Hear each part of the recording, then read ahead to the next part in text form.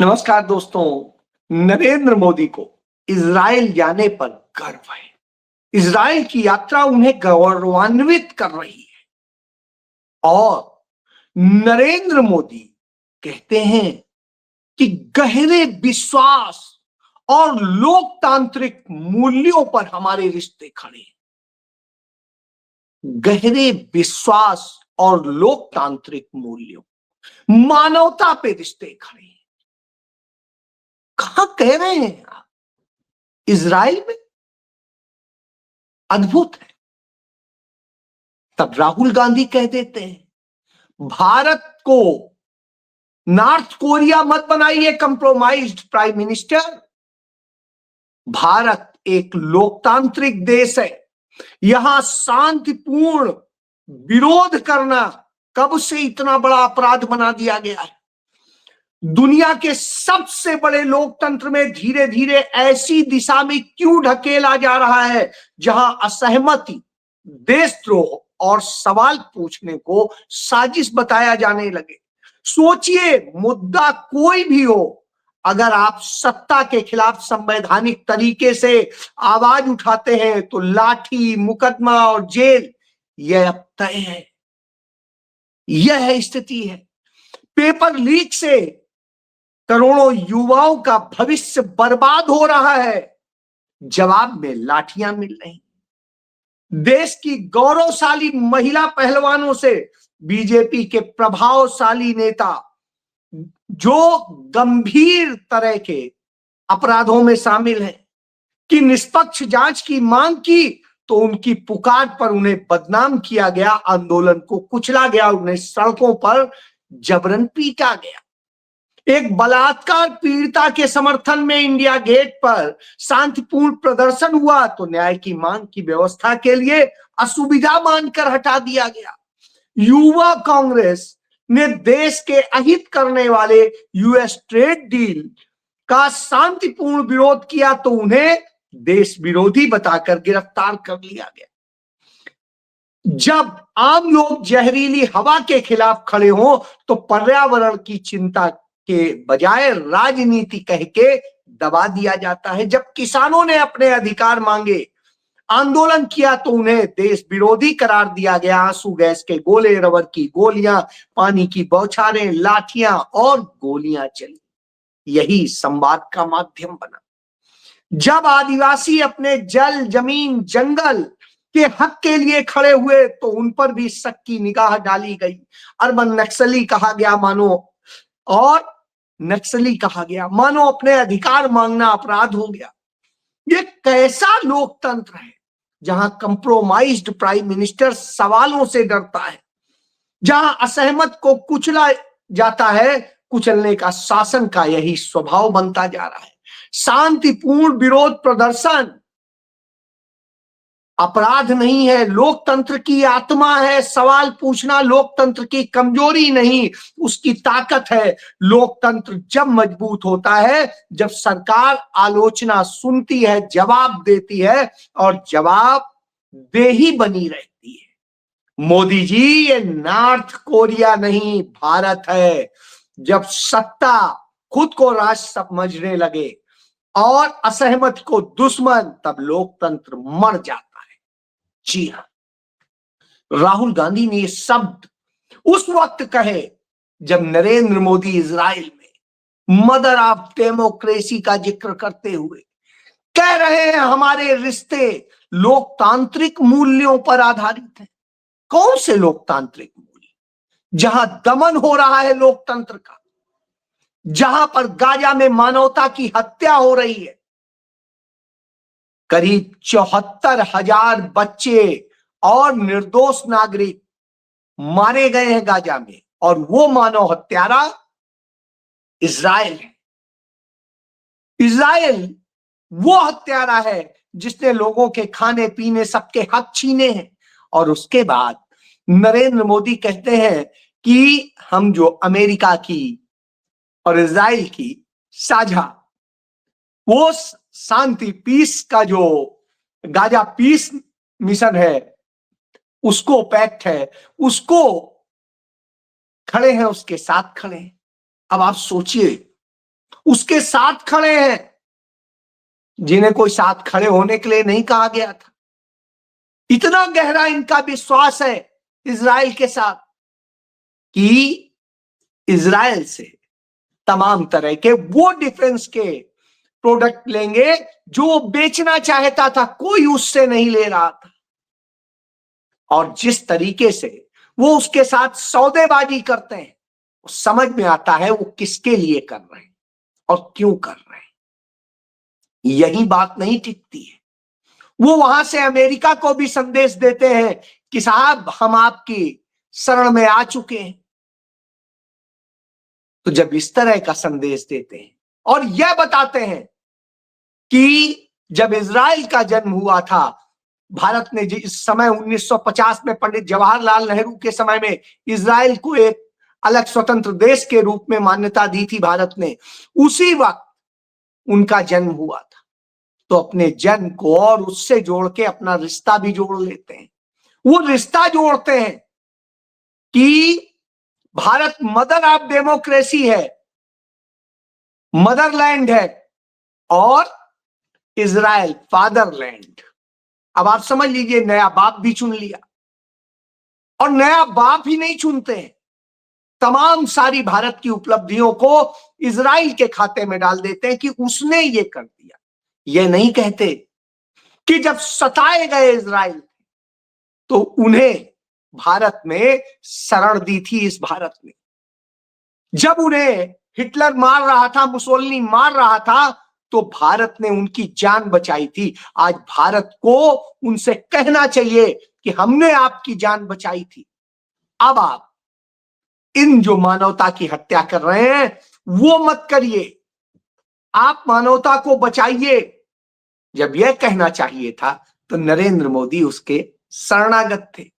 यहीं पे बात खत्म नहीं होती है। नरेंद्र मोदी इसके बाद भी जिस तरह से रणनीति चलते हैं वो भारत के लिए शर्मनाक। क्योंकि आप याद करिए 1960 में पंडित जवाहरलाल नेहरू गए थे गाजा, और जब गाजा में यूएन के जरिए भारत की सेना और उसके लोग मिल करके वहां के लोगों को बचा रहे थे और उनको सुरक्षित कर रहे थे, तो वो यूएन मिशन के उसमें गए थे और यूएन के प्लेन से गए थे। तब इजराइल ने को ये खराब लगा कि नेहरू जी वहां क्यों आए, तो नेहरू जी के ऊपर हमला करने के लिए उसने अपने 2 फाइटर प्लेन लगा दिए थे। बहरहाल वो नेहरू थे, डरे नहीं थे। ये नहीं कहा था कि अपने मुख्यमंत्री से कहना मैं तो जान बचा के आ गया। अब आप सोचिए, एक कायर है और एक बहादुर है। तो वो नेहरू थे।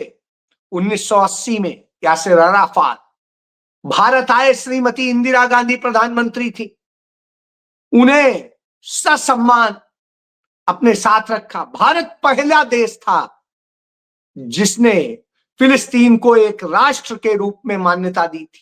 राजीव गांधी प्रधानमंत्री होते थे। तो अब आप सोचिए, जब ये सब था तो लोकतंत्र की आवाज वो होती है, किसी असहमत से नहीं डरा जाता, गहरा विश्वास होता है।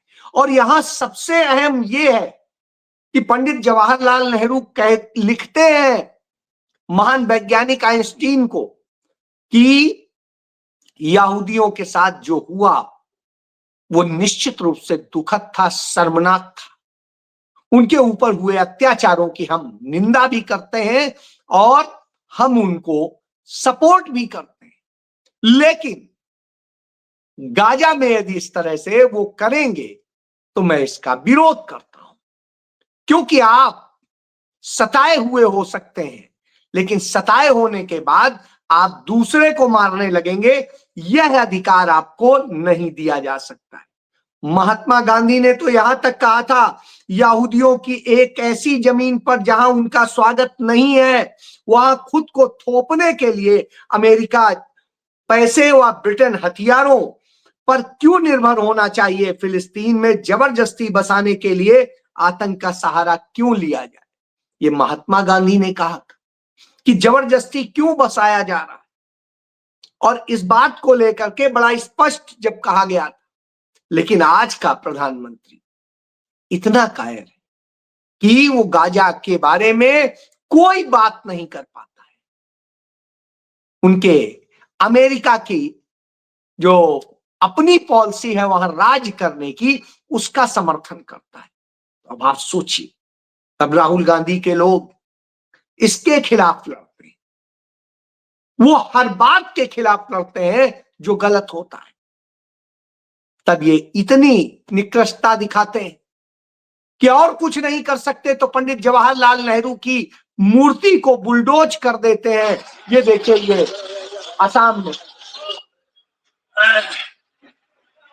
ये देखिए,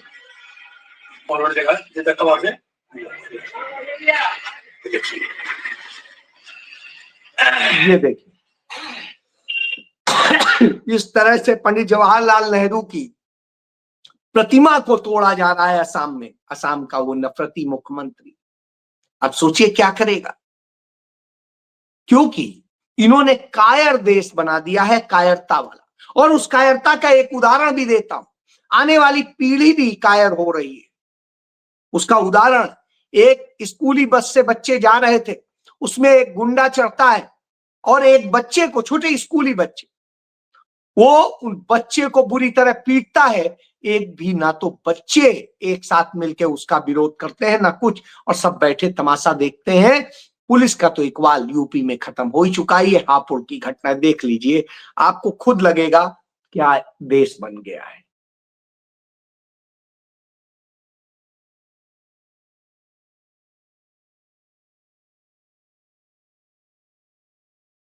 अब ये सोच लीजिए, सब देख रहे हैं, देख के अपना इधर उधर कर ले रहे हैं, कोई विरोध नहीं कर रहा है। मुझे याद भी याद आता है, स्कूल में हमारे या हमारे कहीं पे भी हम भी पढ़ते थे, कोई हमारे स्कूल के क्लास के कहीं के बच्चे के साथ में कोई बदतमीजी करने की कोशिश करे तो चाहे जानते हो न जानते हो, यहां तो एक ही बस के बच्चे, हम सब मिलकर के उससे मुकाबला कर लेते थे।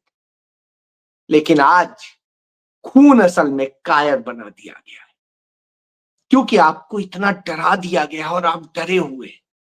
और जब इतने डरे हुए हो तो आपसे किसी उम्मीद की बात करेंगे। लेकिन ये उम्मीद जगाती है जो यूथ कांग्रेस है, वो लड़ रही है, और इस तरह से लड़ रही है कि जैसे उसकी अपनी लड़ाई। जी हां, उनके लोग और जबरन गलत तरीके से, हर तरीके से गिरफ्तार किया जा रहा है, पुलिस अवैध तरीके से उठाती है, तो पुलिस का तक का विरोध हो जाता है। और इन सब स्थितियों में यूथ कांग्रेस लड़ती हुई नजर आती है, वो भी देखेंगे।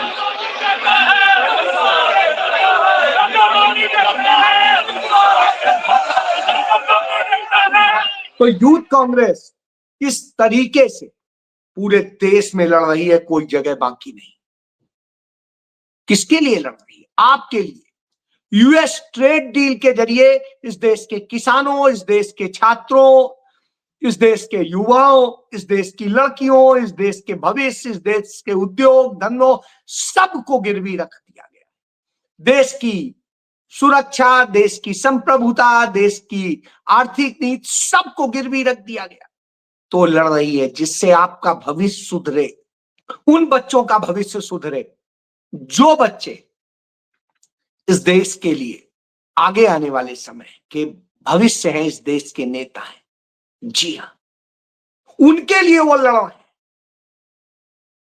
बहरहाल कांग्रेस ने लोगों के अब दिलों में काफी हद तक एक विश्वास जगाया है। उसका नतीजा है कि अब देखने को मिलने लगा है, एक बड़ी हड़ताल दिखाता हूं।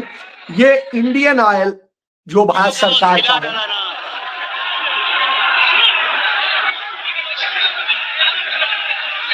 ये पानीपत में इंडियन ऑयल की रिफाइनरी है, वहां पर वहां के कर्मचारी अब भिड़ गए और उन्होंने कह दिया कि अन्याय बर्दाश्त नहीं है। ये जिस तरीके से हमें बंधुआ मजदूर बनाने का आपने काम किया है, अब हम इसकी लड़ाई लड़ेंगे और हर तरीके से लड़ेंगे। तब हमें फिर से एक बार याद आते हैं पंडित नेहरू जिन्होंने इस देश के मजदूरों को लेबर लॉ दिया था, जिसके जरिए उनका तय था कि इतने से ज्यादा आप काम नहीं लेंगे, और लेंगे तो उसको कंपनसेट करेंगे उनकी इच्छा से।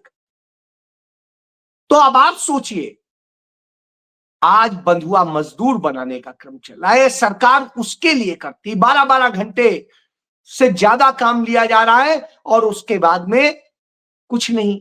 जब कहिए तो नौकरी से निकालने की धमकी। तो आवाज अब बुलंद होने लगी है, क्योंकि राहुल गांधी ने पूरे देश को बता दिया है, लड़ोगे नहीं तो खत्म कर दिए जाओगे। क्योंकि आपने देखा, भारत मंडपम एक सार्वजनिक जगह थी, वहां पर ट्रेस पास का पर्चा लगाया गया, वहां पर देशद्रोह का पर्चा लगाया गया। यानी देशद्रोह और ट्रेस पास किया। ट्रेस पास कैसे हो सकता है, जो खुद ही सार्वजनिक जगह, सबके देखने के लिए ही लगा था, कोई प्रतिबंधित क्षेत्र नहीं था। तो ऐसी स्थिति में यह समझ में आता है कि किस तरीके से नरेंद्र मोदी सरकार बौखलाई हुई है, और उसकी बौखलाहट का नतीजा है कि वो अब इस तरह की हरकतें कर रही है। उनके लोग नफरत फैलाने का काम कर रहे हैं। आपने देखा जिस तरीके से उत्तराखंड में एक व्यक्ति नमाज पढ़ रहा था, रमजान का महीना है, सीधे मैदान में पढ़ रहा था, किसी से कोई लेना देना नहीं था। उसके बावजूद एक व्यक्ति जाता है, संघी होता है भाजपाई बजरंग दल का, और उसको लात मारता है और न जाने किस किस तरीके से गाली देता है।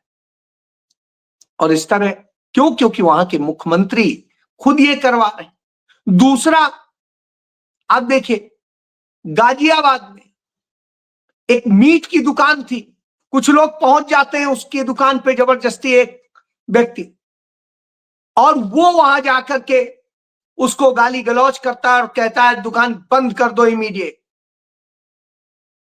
अरे भाई, तुम्हें नहीं खाना है मत खाओ, तुमसे उसका क्या लेना देना? नहीं, बस नफरत है। तो यह स्थिति हो गई हो, इस तरह से नफरत फैलाई जा रही, इस तरह से जॉम्बी बन गए हैं लोग और पुलिस नपुंसक। तो ऐसी स्थिति में आपको खुद खड़ा होना होगा, लड़ना होगा। और एक व्यक्ति लड़ा था उसी उत्तराखंड में, मोहम्मद दीपक। तो वहां के मुख्यमंत्री ने मोहम्मद दीपक को उस अच्छे काम के लिए बधाई नहीं दी कि तुमने वह काम किया जो हमारी पुलिस को करना चाहिए था और पुलिस पर कार्रवाई करनी। वो जब राहुल गांधी से मिल लिया तो वहां के मुख्यमंत्री को कीड़ा काटने लगा और वो कहने लगा, दीपक जब मोहम्मद बन गया तो राहुल गांधी उससे मिल रहे हैं। कोई वो मोहम्मद नहीं है, उसका नाम दीपक कश्यप। उसने इसके जरिए गंगा जमुनी सभ्यता का, संस्कृति का परिचय दिया था और कहा था सब एक मिलके रहते, मानवता की बात की थी। तो उसे धमकी दी जा रही, उसे मार डालने की बात की जा रही। और उसके बाद नरेंद्र मोदी कहते हैं लोकतांत्रिक मूल्यों, लोकतांत्रिक मूल्यों का मतलब भी समझते हैं। और उस इजराइल में बोल रहे हैं जिसने लोकतंत्र की भी हत्या की है, मानवता की भी हत्या की है, बच्चों की भी हत्या की है, और इस देश को, दुनिया को, सबको नरेंद्र मोदी वहां अपमानित करा रहे। क्यों? क्योंकि वो तो फादर बन गया है, फादरलैंड हो गई है। अब वो नरेंद्र मोदी की ही फादरलैंड हो सकती है, किसी और की नहीं। जी हां, क्योंकि हमारी तो मदरलैंड और फादरलैंड सब कुछ हिंदुस्तान ही है, भारत ही, जी इंडिया है। जय